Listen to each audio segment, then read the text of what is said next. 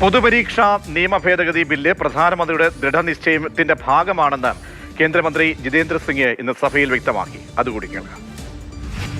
The earlier bill and the amendment today are in a way a reaffirmation of this government's deep commitment to safeguard the welfare of the students and the youth of this country. And at the same time, it is also a reiteration of Prime Minister Modi ji's resolve not to allow anyone to compromise with the future of the children of Mother India. P Basant ഡൽഹിയിൽ നിന്നും ഏറ്റവും പുതിയ വിവരങ്ങളുമായി ചേരുന്നുണ്ട്. ബസന്ത്, ഇപ്പോൾ ചർച്ച എത്ര മണിക്കൂർ പിന്നിട്ടു? ഭരണപക്ഷത്തിന്റെയും പ്രതിപക്ഷത്തിന്റെയും വാഗ്വാദങ്ങളൊക്കെ ഏത് ഘട്ടത്തിലായിരുന്നു? പ്രതീക്ഷ 4 മണിക്കൂർ ഇപ്പോൾ സഭയിൽ ചർച്ച നടക്കുകയാണ്. ഇന്ന് വോട്ടെടുപ്പ് ഉണ്ടാകാനുള്ള സാധ്യതയില്ല. നാളെ മാത്രമേ വോട്ടെടുപ്പ് ഉണ്ടാവുകയുള്ളൂ.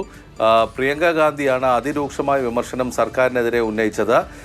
പ്രിയങ്ക ഗാന്ധി പ്രധാനമായും പറഞ്ഞത് ഇത് ഈ പെല്ലറ്റ് ഗൺ ഉപയോഗിച്ചിട്ടുള്ള ആക്രമണം ആരുടെ ഉത്തരവിനനുസരിച്ചിട്ടാണ് എന്ന് സർക്കാർ വ്യക്തമാക്കണം.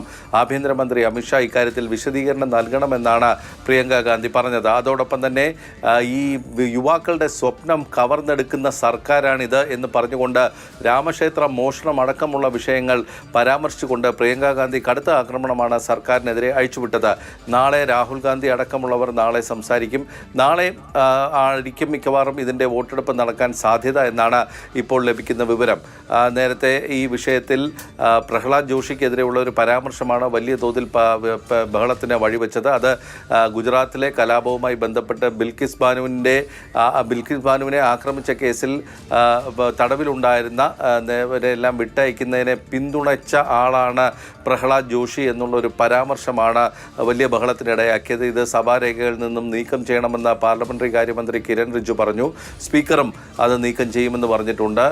ഈ പറഞ്ഞ കാര്യങ്ങൾ സാക്ഷ്യപ്പെടുത്തണം, ഞാൻ അങ്ങനെ ഒരു പരാമർശം നടത്തിയിട്ടുണ്ടോ എന്നുള്ളത് സാക്ഷ്യപ്പെടുത്തണമെന്നാണ് പ്രഹ്ലാദ് ജോഷി പ്രിയങ്ക ഗാന്ധിയോട് ആവശ്യപ്പെട്ടത്. ഇല്ലെങ്കിൽ ഞാൻ മാനനഷ്ട കേസ് കൊടുക്കുമെന്നും അദ്ദേഹം മുന്നറിയിപ്പ് നൽകിയിട്ടുണ്ട്. ഏതായാലും സഭയിൽ ഇപ്പോൾ BJPക്ക് വേണ്ടി ഹാജരാകുന്നതെല്ലാം ചെറുപ്പക്കാരാണ്. അതായത് ഭാൻസുരി സ്വരാജ്, മുൻ വിദേശമന്ത്രി സുഷമ സ്വരാജിൻ്റെ മകൾ, ബാംഗ്ലൂരിൽ നിന്നുള്ള MP തേജസ്വി സൂര്യ, അതോടൊപ്പം തന്നെ ഏക്നാഥ് ഷിൻഡെയുടെ മകൻ തുടങ്ങി ചെറുപ്പക്കാരെ അണിനിരത്തിയാണ് BJP ഈ വിഷയത്തിൽ പ്രതിരോധിക്കാൻ ശ്രമിക്കുന്നത്.